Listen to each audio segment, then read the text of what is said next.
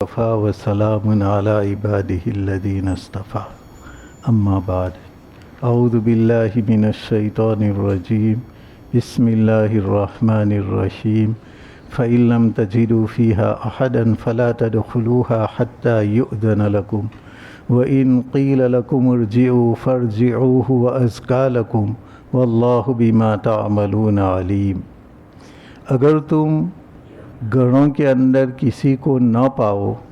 تو ہرگز اندر داخل مت ہونا یہاں تک کہ تم کو اجازت ملے، اور اگر تم کو کہا جائے کہ واپس لوٹ جاؤ تو واپس لوٹ جاؤ، یہ تمہارے لیے بہت ہی بہتر ہے، اور اللہ تبارک و تعالی تمہارے اعمال کو خوب جاننے والا ہے۔ گھر کی جو 4 قسمیں کی تھی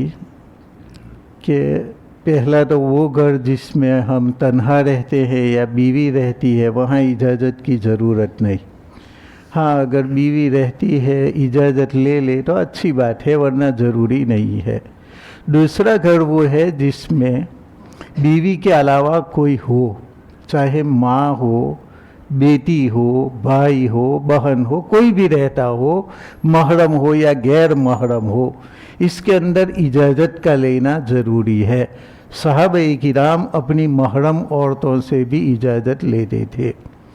اور تیسرا گھر وہ ہے جس کے اندر ہمیں معلوم نہیں کہ کوئی ہے یا نہیں ہے، ہم نے آواز دی لیکن کوئی جواب نہیں دے رہا ہے، تو ایسی صورت کے اندر ایسے گھر کے اندر بھی اجازت کے بغیر داخل نہ ہوا جائے، کیونکہ ہو سکتا ہے کہ اس کے اندر کوئی ہو لیکن تم کو جواب نہ دے پا رہا ہو۔ تو ان 3 گھروں کے اندر حکم بتلایا۔ اب اللہ تبارک و تعالیٰ کی جانب سے یہ حکم آیا کہ اگر تم کو یہ کہا جائے کہ واپس لوٹ جاؤ تو تم واپس لوٹ جاؤ، برا مت مانو، یہ تمہارے لیے بہتر ہے۔ ورنہ کسی نے کہا کہ واپس لوٹ جاؤ، ہمارے کان یہ سننے کے لیے تیار نہیں ہوتے، اور ہم ناراض ہو جاتے ہیں کہ ہم کو نہ کہہ دیا کہ ہم واپس لوٹ جائے۔ حالانکہ بہت سارے اللہ والوں سے منقول ہے کہ ہم نے چاہا کہ اللہ کے اس حکم پر ہم سے عمل ہو کہ کوئی کہے کہ لوٹ جاؤ اور ہم لوٹ جائے، پوری زندگی یہ تمنا کرتے رہے لیکن ہمیں یہ موقع نہیں ملا۔ اس لیے اگر کسی نے کہا کہ تم واپس لوٹ جاؤ تو برا ماننے کی ضرورت نہیں ہے۔ ہو سکتا ہے کہ وہ کسی اہم کام کے اندر ہو، وہ کسی اپنے دوست کے ساتھ اہم میٹنگ کے اندر ہو، یا وہ اپنی بیوی کے ساتھ تنہائی کے اندر ہو، اس لیے وہ تم کو اجازت نہیں دے سکتا۔ اسی طریقے سے سنت طریقہ یہ ہے کہ جب تم نے اجازت لی اور کوئی جواب نہیں ملا تو دوسری مرتبہ آواز دی جائے، دوسری مرتبہ بھی جواب نہ ملے تو تیسری مرتبہ آواز دی جائے، اور تیسری مرتبہ بھی تم کو جواب نہ ملے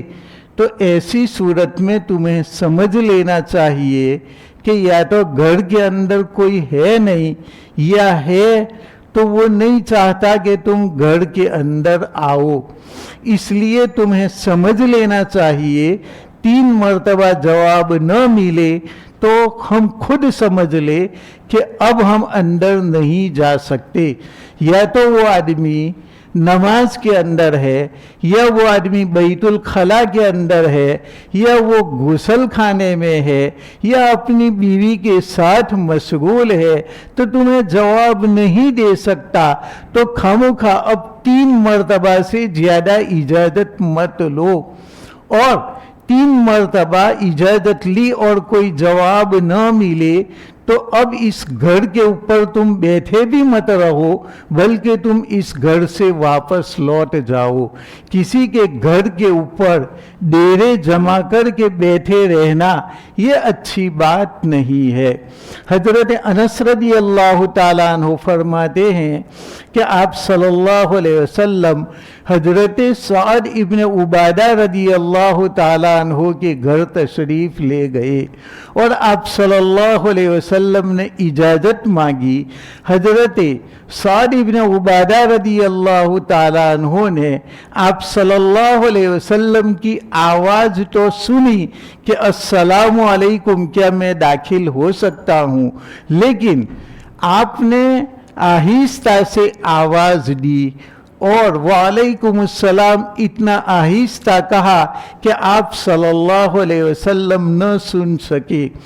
تو آپ صلی اللہ علیہ وسلم نے پھر سے سلام کیا تو انہوں نے پھر سے آہستہ جواب دیا تاکہ آپ صلی اللہ علیہ وسلم ان کو اور سلام کرے۔ آپ نے تیسری مرتبہ سلام کیا تو سعد ابن عبادہ نے آہستہ سے جواب دیا کہ آپ نہ سن سکے، اور ان کی تمنا یہ تھی کہ آپ صلی اللہ علیہ وسلم بار بار مجھے سلام کرے اور آپ کا سلام میرے لیے باعث خیر و برکت رہے، اس لیے میں سلام کا جواب زور سے نہیں دیتا تاکہ آپ بار بار مجھے سلام کرے۔ لیکن جب 3 مرتبہ آپ صلی اللہ علیہ وسلم نے سلام کیا اور تیسری مرتبہ کوئی جواب نہیں ملا، حالانکہ سعد ابن عبادہ رضی اللہ تعالیٰ عنہ نے آہستہ سے جواب دیا، لیکن آپ صلی اللہ علیہ وسلم تک یہ آواز نہیں پہنچی تو آپ صلی اللہ علیہ وسلم واپس لوٹ گئے۔ جب سعد ابن عبادہ رضی اللہ تعالیٰ عنہ نے دیکھا کہ اب تو سلام کی آواز نہیں آ رہی ہے تو گھر سے نکل کر کے بھاگے اور آپ صلی اللہ علیہ وسلم کو پکڑ لیا اور کہا کہ یا رسول اللہ، میں نے آپ کی 3 مرتبہ آواز سنی تھی اور میں نے جواب بھی دیا تھا، لیکن آہستہ جواب دیا تھا تاکہ آپ بار بار مجھے سلام کرو، لیکن جب جواب نہیں آیا تو میں جلدی سے آپ کے پاس آیا، آپ میرے گھر تشریف لائے۔ آپ صلی اللہ علیہ وسلم نے اول ان کو جواب بتلایا کہ جب کسی گھر کے اندر تم جاؤ اور 3 مرتبہ تم سلام کرو اور اس کے بعد بھی جواب نہ ملے تو اللہ کا حکم یہ ہے کہ اس گھر سے تم واپس لوٹ جاؤ۔ اس لیے میں واپس لوٹ گیا تھا، لیکن اب آپ بلا رہے ہو تو چلو ہم آپ کے گھر تشریف لاتے ہیں۔ آپ صلی اللہ علیہ وسلم ان کے گھر تشریف لے گئے، انہوں نے کشمش وغیرہ پیش کیا، آپ صلی اللہ علیہ وسلم نے اسے قبول فرمایا۔ لیکن آپ صلی اللہ علیہ وسلم نے یہاں پر طریقہ بتلا دیا کہ 3 مرتبہ اجازت لے اور جواب نہ ملے تو ایسی صورت میں واپس چلے جانا چاہیے۔ یہ اس درجے میں ہے کہ تم کو کہا گیا کہ تم واپس لوٹ جاؤ اور تم کو صاف صاف یہ کہا جائے کہ واپس لوٹ جاؤ تو اللہ تبارک و تعالی نے فرمایا کہ برا ماننے کی ضرورت نہیں، یہی تمہارے لیے بہتر ہے، تم واپس لوٹ جاؤ۔ تم تو برا مان جاتے ہو کہ ہم نے اجازت لی اور صاحب تو اجازت بھی نہیں دے رہے ہیں، اب ہم کبھی بھی ان کے گھر نہیں آئیں گے۔ نہیں، اس طریقے سے نہ کہنا چاہیے، وہ مجبور ہے اس لیے جواب نہیں دیتا۔ ادھر پہلو کا دوسرا رخ یہ ہے کہ آپ صلی اللہ علیہ وسلم نے اس آدمی کو بھی کہا جس کا دروازہ کھٹکھٹایا جائے کہ ان لزورک علیک حق، کہ تیری ملاقات کرنے والے کا بھی تیرے اوپر حق ہے، لہذا بلا مجبوری کے تم اس کو منع مت کرو۔ اگر کسی نے منع کیا تو ہم اس کی مجبوری سمجھیں گے، ورنہ بلا مجبوری سامنے والے کو بھی کہا کہ تم منع مت کرو۔ شریعت کے احکام بالکل صاف ستھرے ہیں۔ تو اللہ تبارک و تعالی نے بتلایا کہ تم کو واپس لوٹنے کا کہا جائے تو واپس لوٹ جاؤ، یہی تمہارے لیے بہتر ہے۔ ہاں، اگر تم نے کسی کا دروازہ نہیں کھٹکھٹایا اور تم اس کے گھر کے آگے दरवाजा खिटखिटाए बगैर बैठ गए कि वो जब घर से बाहर निकलेंगे तो हम इनसे मुलाकात करेंगे। तो ये बहुत ही मुहज्जब और अच्छा तरीका है। कुरान मजीद में अल्लाह तबारक व तआला ने भी खुद ये फरमाया कि वलो अन तस्बिरु हत्ता तखरुज इलैहिम लकान खैरल लहुम, कि अगर ये लोग सब्र कर दे यहाँ तक कि आप खुद इनकी जानिब निकलो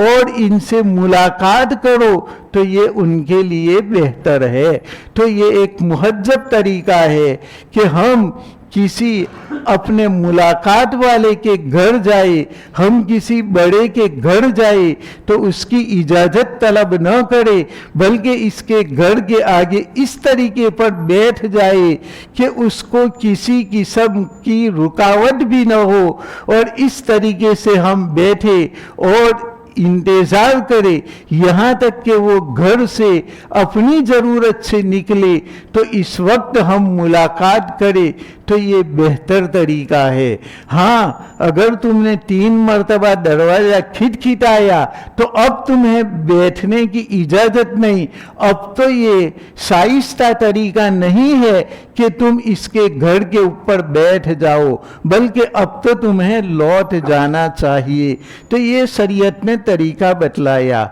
चौथा घर अल्लाह तबारक व ताला ने बतलाया, लैसा अलैकुम जुनाहुन अन तदखुलू बुयूतन गैर मस्कूनतिन फीहा मताउल लकुम वल्लाहु यअलमु मा तुबदून व मा तक्तुमून, कि तुम पर कोई गुनाह नहीं है कि तुम ऐसे घर के अंदर दाखिल हो जिसके अंदर कोई रहता न हो खास करके, और इसमें कुछ तुम्हारी मनफात हो।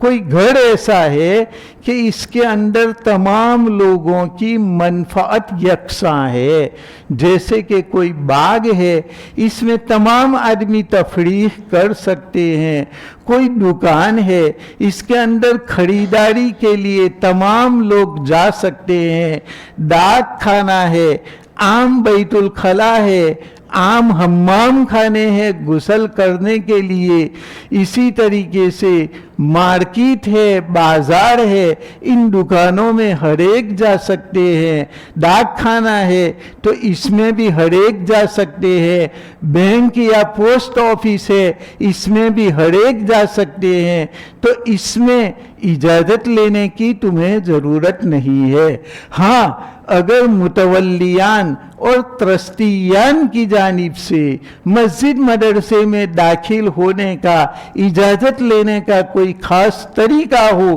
कि फलाने से इजाज़त लेकर के आओ, तो इसकी पाबंदी करना चाहिए। कहीं टिकट लेना ज़रूरी हो, प्लेटफार्म टिकट लेना ज़रूरी हो, या तफरीहगाह की टिकट लेना ज़रूरी हो, तो वहाँ पर इन कानून को फॉलो करना चाहिए। तो ये आम तफरीहगाहों और आम मकानात के अंदर ये हुक्म है।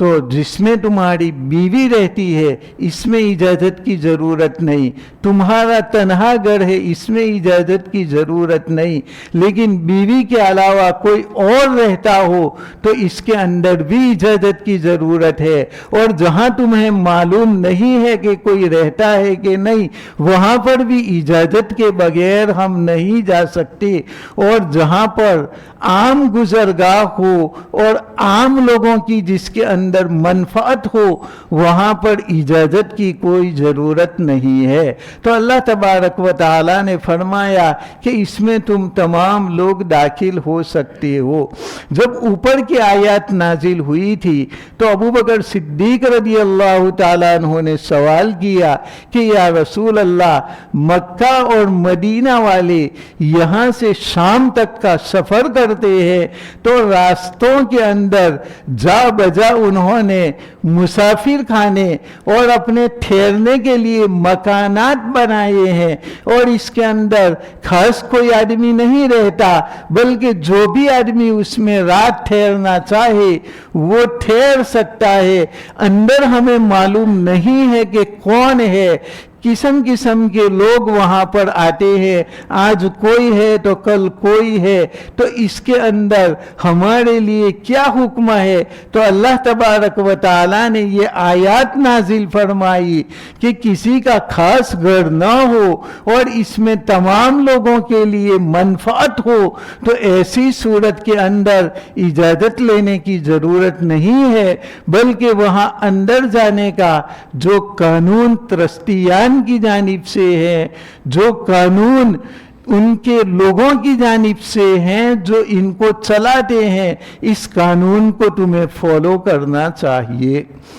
क्योंकि अल्लाह तबारक व तआला जानता है जो कुछ तुम जाहिर करते हो और जो कुछ तुम छुपाते हो। जहाँ पर इजाज़त लेना ज़रूरी है लेकिन तुम बगैर इजाज़त के चले गए, तो अल्लाह तबारक व तआला तुम्हारे दिल के अंदर जो बातें हैं इसको जानता है कि तुम छुपे तौर पर किसी को देखना चाहते हो, तुम नामहरम की जानिब निगाह डालने का मकसद रखते हो, तो अल्लाह तबारक व तआला इसे खूब जानता है। इसलिए तुम अल्लाह तबारक व तआला ने जो कानून तुम्हें बतलाए हैं, इन कानून का तुम फॉलो करो और चोरी छुपी से उन घरों में दाखिल मत हो जिसके अंदर कोई मौजूद है या जिसके अंदर किसी के मौजूद होने का इम्कान है। इसके बाद वाली आयत में अल्लाह तबारक व तआला ने फरमाया, कुल लिल मुमिनीन यगुज़्ज़ू मिन अबसारिहिम व यहफ़ज़ू फुरूजहुम ज़ालिका अज़का लहुम इन्नल्लाह ख़बीरुम बिमा यस्नऊन। ये तो इजाज़त का तरीका अल्लाह तबारक व तआला ने बतलाया कि किसी के घरों में हम इजाज़त के बगैर दाखिल न हो, बल्कि अपने घर के अंदर भी जहाँ पर हमारी माँ और बहन हो, भाई भाभी बहन वगैरह हो, इन घरों के अंदर भी, हालांकि अपना घर है लेकिन इस घर के अंदर तुम इजाज़त लेकर के दाखिल हो। और अपने घरों के अंदर कहीं पर निजाम होता है कि ये माँ बाप का कमरा है, ये फुला भाई बहन का कमरा है, ये फुला भाई बहन का कमरा है, तो ऐसे कमरों में भी बिला इजाजत के तुम दाखिल मत होवो। माँ बाप अपने बेटों के घर में और बेटे अपने माँ बाप के घर में भी अपने कमरे के अंदर भी, हालांकि घर एक है लेकिन कमरे अलग अलग बनाए हुए हैं, तो इस सूरत के अंदर भी इस घर के अंदर माँ बाप अपने बेटे की इजाजत लेकर के उसके कमरे में दाखिल हो और बेटे भी माँ बाप की इजाजत लेकर के अपने कमरे के अंदर दाखिल हो। बेटा माँ की इजाजत ले, माँ बेटे की इजाजत ले। जिन जिनका मखसूस कमरा है, इन कमरे वालों की इजाजत लेना ये शरीयत ने बतलाया है, ताकि किसी की आज़ादी के अंदर खलल न हो और तुम अपने रिश्तेदार से ऐसी हालत के अंदर न मिलो कि तुम जाओ तो शर्मा जाओ। हो सकता है कि मियाँ बीवी ऐसी हालत के अंदर बैठे हो कि वो भी शर्मा जाएंगे, तुम भी शर्मा जाओगे। हालांकि अल्लाह तबारक व तआला ने जो तरीका बतलाया है, इसमें किसी को शर्माने की कोई बात नहीं होती है। इसलिए फरमाया कि तुम इजाजत लेकर के दाखिल हो जाओ, और जब किसी की तुम इजाजत लो तो ऐसी सूरत के अंदर थोड़ी देर इंतजार करो। ऐसा नहीं कि फौरन तुमने इजाजत ले ली, हो सकता है कि वो किसी काम के अंदर हो, थोड़ी देर सांस लेने के बाद, इत्मीनान के बाद, हो सकता है एक आध रकात उनकी बाकी हो, वो सलाम फेर ले, इतना इनको मौका दो और इसके बाद दूसरी मर्तबा इजाजत लो, फिर थोड़ा मौका दो और फिर इजाजत लो। बार बार एक साथ ساتھ اجازت نہ لے، اور 3 مرتبہ اجازت لے لی تو اب یہ سمجھ لینا چاہیے کہ ہمیں واپس جانے کو کہا جا رہا ہے، اس لیے بھلے نہ کہا جائے تو بھی ہم 3 مرتبہ میں اجازت نہ ملے تو ایسی صورت کے اندر ہم واپس چلے جائے۔ کبھی گھر کے اندر کوئی پیچھے کی جگہ میں ہوتا ہے اور ہم آگے دروازہ کھٹکھٹاتا ہے، ابھی تو بیچارہ آتا ہے، اتنی دیر میں تو ہمیں دوسری مرتبہ ہم نے دروازہ کھٹکھٹا دیا، حالانکہ وہ بیچارہ بہت تیسرے اور چوتھے روم سے وہ آ رہا ہے، لیکن ہم اسے پریشان کر رہے ہیں، اس لیے اس کو اتنا موقع دینا چاہیے اور بار بار دروازہ نہ کھٹکھٹانا چاہیے۔ وہ بھی تو انسان ہے، آہستہ سے تمہارے پاس آئے گا تو سلیقے کے ساتھ اجازت کو مانگا جائے، اور 3 مرتبہ اجازت نہ ملے تو سمجھ جاؤ کہ وہ بیت الخلا کے اندر ہے، وہ غسل خانے کے اندر ہے، وہ خاص میٹنگ کے اندر ہے،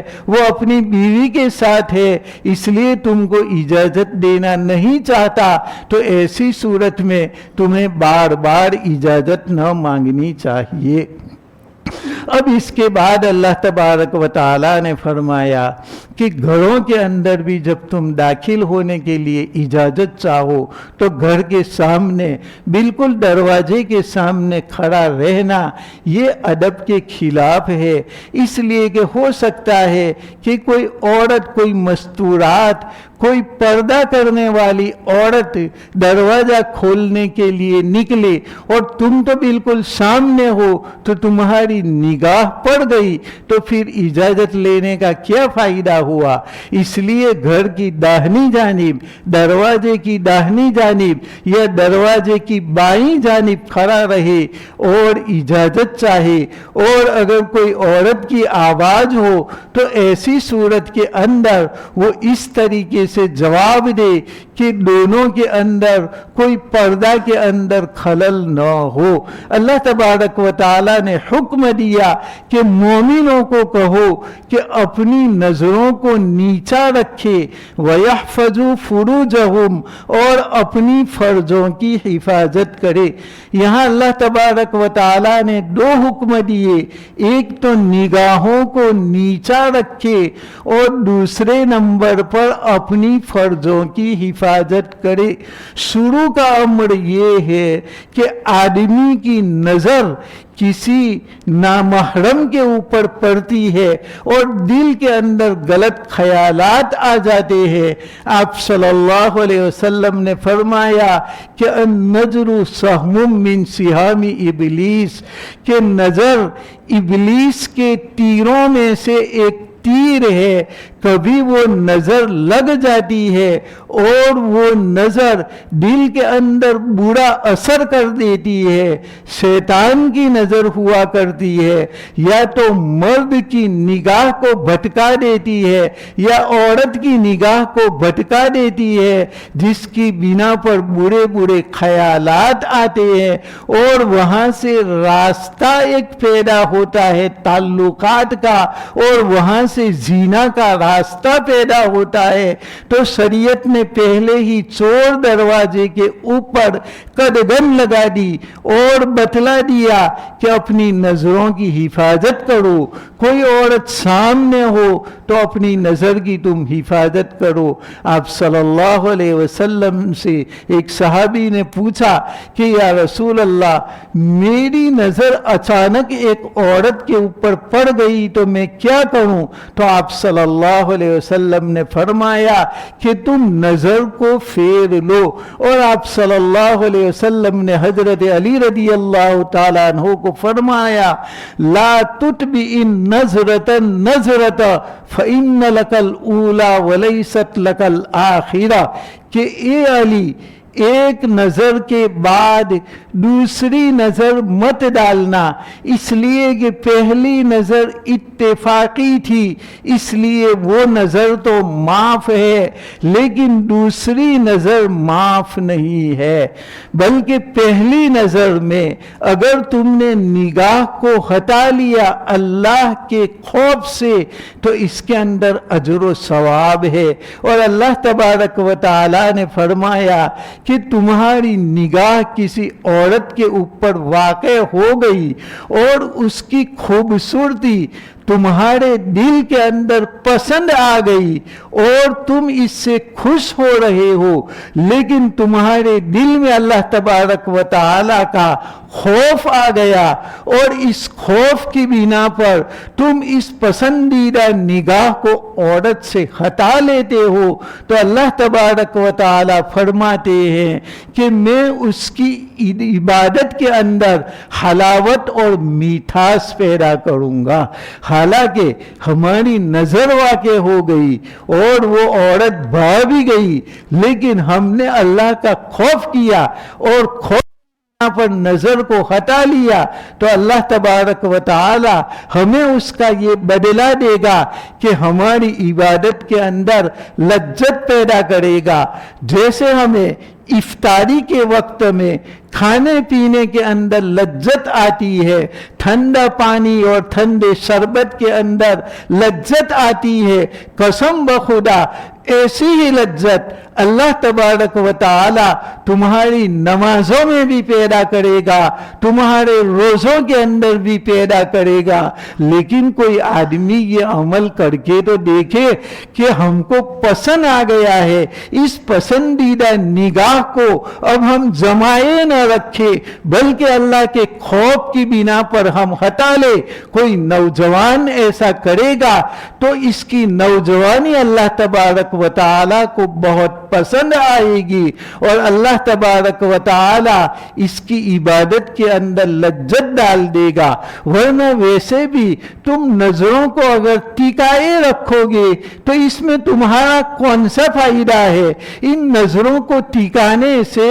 تمہاری نظر بگڑے گی، تمہارا دل بگڑے گا، اللہ کے وہاں پر تم گنہگار ہوگے اور دل کے اندر ایک قسم کی بے چینی پیدا ہوگی۔ اس کے اندر کوئی فائدہ تو ویسے بھی نہیں ہے نظر کرنے کے اندر، تو اس نظر کو اگر ہم ہٹا لیں گے تو ہم اللہ تبارک و تعالی کے محبوب بن جائیں گے۔ اس لیے اللہ تبارک و تعالی نے پہلا حکم یہ دیا کہ اے مومنو تم اپنی نظروں کو جھکا لو، اور دوسرا حکم یہ دیا کہ اپنی فرجوں کی حفاظت کرو۔ اللہ تبارک و تعالی کو فرجوں کی حفاظت بہت زیادہ پسند ہے، اسی لیے باقاعدہ حضرت مریم علیہ السلام کا نام لے کر کے اللہ تبارک و تعالی نے قرآن مقدس میں فرمایا وَمَرْيَمَ ابْنَتَ عِمْرَانَ الَّتِي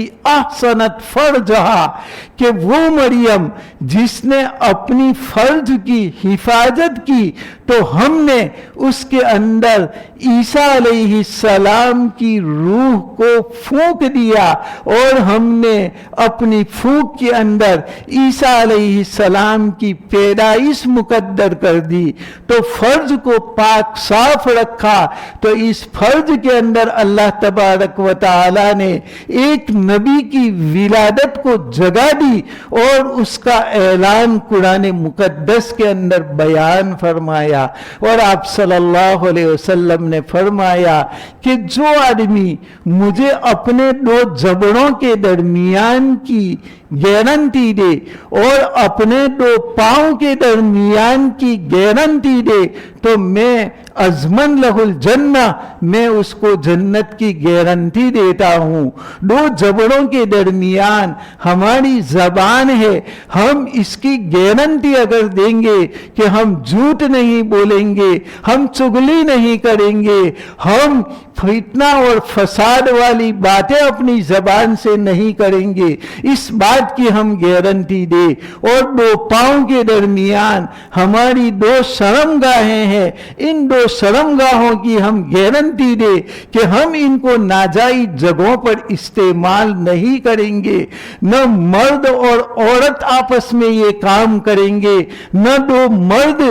खिलाफ तौर पर नाजायज तौर पर मिलेंगे, न दो औरतें नाजायज तौर पर मिलेगी। तो न तो मर्द और औरत को इजाजत है कि नाजायज तौर पर मिले, न दो मर्दों को इजाजत है कि नाजायज तौर पर मिले, न दो औरतों को इजाजत है कि नाजायज तौर पर मिले, और न अपने हाथों से अपनी ख्वाहिश को पूरा करना जायज है। हजरत अता रज़ियल्लाहु ताला अन्हु फरमाते हैं कि क़ियामत के दिन बाद हाथों को अल्लाह तबारक व तआला हामिला होने की हालत में उठाएगा, और हजरत अता फरमाते हैं कि मेरे ख्याल में ये वो लोग हैं जो अपने हाथों से अपनी ख्वाहिश पूरी करते हैं। तो क़ियामत के दिन इनकी अलामत ये होगी कि इनके हाथ भी हामिला होने की शक्ल में होंगे, और वो लोगों के सामने जलीलो ख्वार होगा।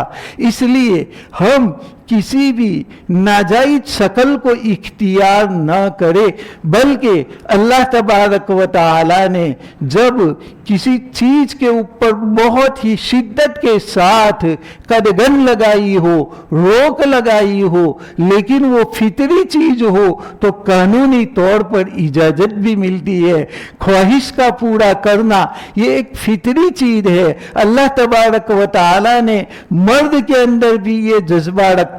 औरत के अंदर भी ये जज्बा रखा, लेकिन इसके लिए फितरी चीज अल्लाह तबारक व तआला ने बतलाई कि तुम आपस के अंदर निकाह कर लो, निकाह को तुम सस्ता बनाओ तो जीना महंगा हो जाएगा। लेकिन तुमने जीना को सस्ता बना लिया, इसकी बिना पर हमारे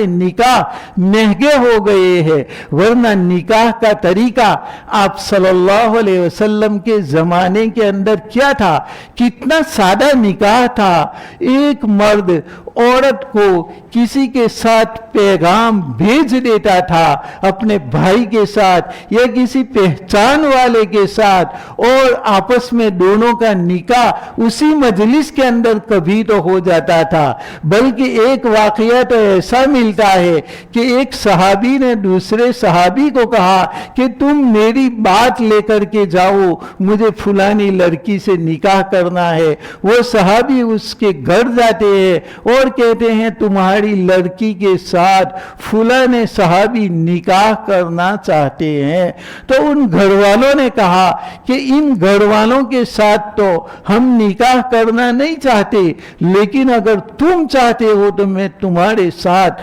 अपनी लड़की का निकाह करने के लिए तैयार हूं। तो फौरन इसी महफिल के अंदर वहां पर महर भी मुकर्रर हो जाता है और निकाह भी हो जाता है। कितना सादा है, क्या ऐसा तसव्वुर है हमारे जमाने के अंदर? कितना सस्ता निकाह था। वो सहाबी बाहर गए तो वो तो इनके दोस्त तो इजाजत चाह रहे थे, वो पूछ रहे थे कि भाई क्या हुआ, तो इनको शर्म आई। कहा भाई शर्म क्या है, बात तो बतलाओ। तो उन्होंने कहा कि बड़े शर्म की बात है, मैं तो तुम्हारी बात लेकर के गया था, लेकिन इन घर वालों ने मेरे साथ निकाह करा दिया। तो सहाबी रज़ी अल्लाह तआला अन्हु बुरा नहीं मानते, इनको गले से लगा लेते हैं और कहते हैं कि ये तो मेरी गलती थी कि जो औरत अल्लाह ने तेरे मुकद्दर के अंदर लिखी थी, मैंने तेरे ही साथ इनका पैगाम भेजा था।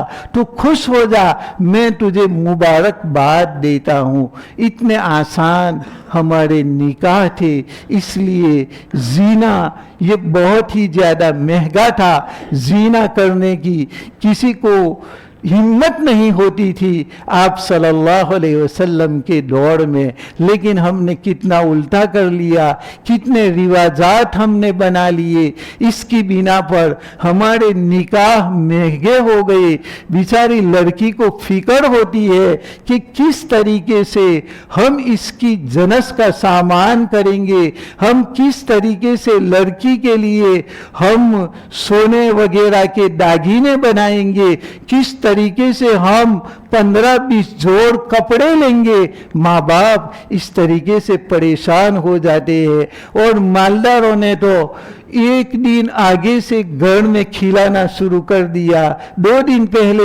کھلانا شروع کر دیا، تو بیچارے غریب لوگوں کو اس کے اندر پریشانی ہو جاتی ہے۔ اس لیے ہمارے مالداروں کو یہ نئے دروازے نہ کھولنا چاہیے، بس شادی کے دن کھلانا ہے، اس کے علاوہ اور کسی دن کھلانا، اور 1-2 دن پہلے محنت کرنا۔ پہلے مالدار لوگ اس کے پیچھے محنت کرے کہ ہم اسے بند کریں گے تو پھر غریب لوگ بھی اس کے مطابق شادی کر سکیں گے۔ اسی طریقے سے مالدار لوگ بھی اپنی لڑکیوں کو کم کپڑے دے اور اپنی لڑکیوں کو 1-1.5 تولہ کے اندر راضی کر دے، تاکہ غریبوں کے لیے آسانی ہو جائے۔ تمہیں اگر دینا ہے تو تمہاری لڑکی پوری زندگی کے لیے ہے، لیکن رواج کے نام پر تم ایک بھی پیسہ مت دو اور نکاح کو تم آسان بناؤ، تو ایسی صورت میں ہمارا نکاح آسان ہو جائے گا اور زینا ہر ایک کے لیے مشکل ہو جائے گا۔ اللہ تبارک و تعالی ہمیں نگاہوں کی حفاظت کرنے کی توفیق دے، اور ہماری زینا سے ہماری اور ہماری عورتوں کی حفاظت فرمائے، ہمیں پاک دامنی عطا فرمائے، اور ہمیں نکاح کی رغبت دے، اور زینا سے ہمیں خوب زیادہ نفرت عطا فرمائے، اور اللہ اور رسول کے طریقے کے مطابق ہمیں پوری زندگی بسر کرنے کی توفیق عطا فرمائے۔ آمین۔ وآخر دعوانا الحمدللہ رب العالمین۔